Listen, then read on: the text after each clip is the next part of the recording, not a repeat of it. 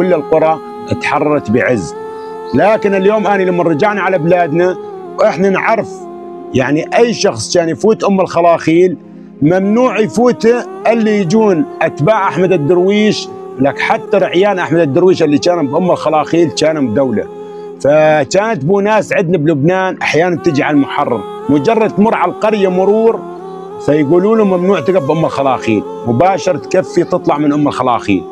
فكنا نعرف شنو كانت سلطة أحمد الدرويش وسلطة أخوه فواز الدرويش وأتباعه ودهامش لاش شنو كانت سلطتهم. فكل واحد خذ قريتين وثلاث وكان يضمن المناطق ضمان. يعني اليوم أنت تجيب ورشة تهد البيوت فتضمنها، هاي القرية تضمنها تقريبا ب$100,000 ب$50,000، كل شيء بيت هده، كل شيء ايش بدك تسوي به سايبه. كان يضمن الشجر الزيتون ضمان للورشات، ورشات من العلوية ومن المناطق الشبيحة تجي تضمن القرية.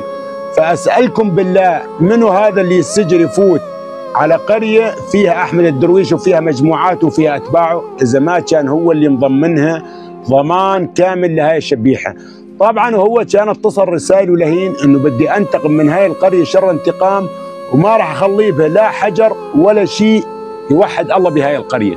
طبعا وبعد ما رجعت اغلب الناس على قراها اللي الله سبحانه وتعالى ميسر اموره شوي مقبولة، رجع على قريته وحاول يضبط بيته.